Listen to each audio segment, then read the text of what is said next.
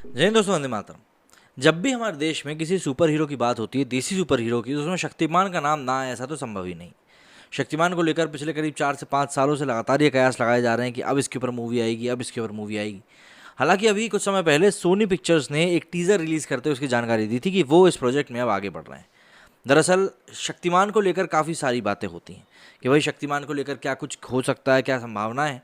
लेकिन शक्तिमान के ऊपर आज के दौर में, जो कि आज इंटरनेट का युग है, ऐसे में ये आरोप भी उसके ऊपर लगते हैं कि कहीं ना कहीं उसका जो किरदार था वो पूरे की तो पूरा सुपरमैन से उठाया हुआ था। भाई सुपरमैन भी ऐसी दोहरी आइडेंटिटी लेकर जीता था और वो भी पत्रकार था, और वैसा ही कुछ शक्तिमान के साथ भी है। लेकिन अब शक्तिमान बनने के ऊपर जिन कैरेक्टर्स या फिर जिन एक्टर्स का नाम सामने आ रहा है, वो लोगों को चौंकाते जा रहे हैं। 90 के दशक में जिन लोगों का बचपन गुजरा है, उनको पता है कि उस वक्त शक्तिमान को लेकर कैसा क्रेज़ रहा है। वो क्रेज़ आज तक बना हुआ है। आज भी शक्तिमान का नाम सुनते ही जहन में देश के पहले सुपर हीरो की छवि और संवाद कौंधने लगते हैं। गंगाधरी शक्तिमान है। ये सवाल कटप्पा ने बाहुबली को क्यों मारा से ज़्यादा चर्चा में रह चुका है, और अब करीब 2 दशक के बाद शक्तिमान का नाम एक बार फिर से सुर्खियों में है। वजह भी बड़ी है, क्योंकि इस लोकप्रिय टीवी सीरियल पर सुपर हीरो फिल्म बनाने की तैयारी चल रही है। इसे 3 पार्ट्स में बनाया जाएगा। सोनी पिक्चर्स के साथ भीष्म इंटरनेशनल फिल्म को प्रोड्यूस कर रहा है, जो कि मुकेश खन्ना का प्रोडक्शन हाउस है। फिल्म में शक्तिमान के किरदार में रणवीर सिंह को कास्ट किए जाने की बात सामने आ रही है। ऐसे में सवाल उठता है कि शक्तिमान का पर्याय बन चुके मुकेश खन्ना की जगह रणवीर सिंह को लोग आखिर कितना स्वीकार करेंगे।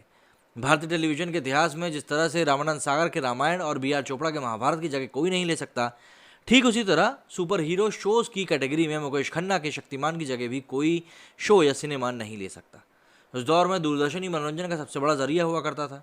केवल टीवी का दौर अभी शुरू हो ही रहा था, लेकिन ज़्यादातर घरों में ब्लैक एंड व्हाइट टीवी के साथ दूरदर्शन की उपलब्धता रहती थी। उस समय हर बच्चा पूरे हफ्ते रविवार की सुबह शक्तिमान देखने का इंतजार कर रहा होता था। जैसे सुबह के 9:30 बजते थे, मतलब पहले के सीरियल 12 बजे दोपहर में प्रसारित होता था, लेकिन बाद में इसका टाइम बदल गया था। तो जैसे ही घरों में 9:30 या 12 बजते थे, टीवी पर घरों में शक्तिमान शक्तिमान शक्तिमान की आवाज़ गूंजने लगती थी। एक हाथ ऊपर करके चकरघन्नी की तरह आसमान में उड़ते हुए शक्तिमान को देखकर बच्चों को बहुत मजा आता था। मुकेश खन्ना सबसे पहले महाभारत सीरियल में भीष्म का किरदार करने के बाद लोकप्रिय हुए थे, लेकिन शक्तिमान ने उनकी लोकप्रियता को नया मुकाम दे दिया। हर बच्चे के मन में उनकी तस्वीर छप गई। शक्तिमान की लोकप्रियता का आलम यह था कि बच्चे उनके जैसे उड़ने के चक्कर में छतों से गिरने लगे। इससे कई बच्चों की मौत भी हुई। इसकी वजह से बाद में शो को बंद भी करना पड़ा था। हालांकि शो के आखिर में शक्तिमान के किरदार में मुकेश खन्ना को बच्चों को कोई ना कोई सीख जरूर देते थे, लेकिन शक्तिमान बनने की इच्छा के सामने उनकी सीख कमज़ोर पड़ जाती थी। शक्तिमान का पहला एपिसोड 13 सितंबर 1997 को प्रसारित किया गया था, जिसे साल 2005 में बंद कर दिया गया।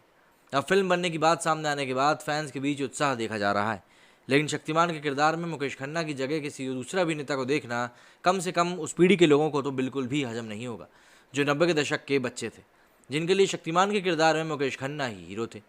शक्तिमान सीरियल में मुकेश खन्ना के किरदार के अलावा भी कई ऐसे किरदार हैं जो सीरियल की लोकप्रियता के साथ ही मशहूर हुए थे। इनमें गीता विश्वास, तमराज किल्विश, कपाला, शलाका, डॉक्टर जैकॉल, महागुरु और नवरंगी के किरदार प्रमुख हैं।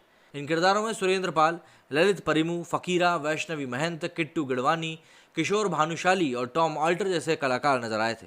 अब देखना दिलचस्प होगा कि फिल्म में इन किरदारों को कौन कौन निभाता है। बताते चले कि शक्तिमान जैसे सुपर हीरो पर फिल्म बनाने का ख्याल मुकेश खन्ना के मन में साल 1981 में ही आ गया था। उस वक्त वो रांची प्रोडक्शन की एक फिल्म में काम कर रहे थे। इस आइडिया को उन्होंने प्रोड्यूसर राजकुमार बड़जात्या के साथ साझा भी किया। उन्होंने इसे पसंद किया और अपनी फिल्म आकाश में इस्तेमाल भी किया। हालांकि मुकेश खन्ना जिस तरह के सुपर हीरो की कल्पना किए थे, वैसा बन नहीं पाया। इस वजह से उन्होंने खुद इस पर काम करने की कोशिश शुरू करी, और आज की डेट में हम इसीलिए शायद एक बार फिर से शक्तिमान के सपने को साकार होने की बात को कर पा रहे हैं। अब देखना होगा कि इस मूवी में ऋतिक रोशन शक्तिमान बनकर आते हैं या रणवीर सिंह। जो भी आएगा, पब्लिक उसको किस तरह से एक्सेप्ट करेगी, ये एक बड़ा सवाल खड़ा हुआ है। मेरे स्टूडियो में फिलहाल इतना ही। जय हिंद, जय भारत।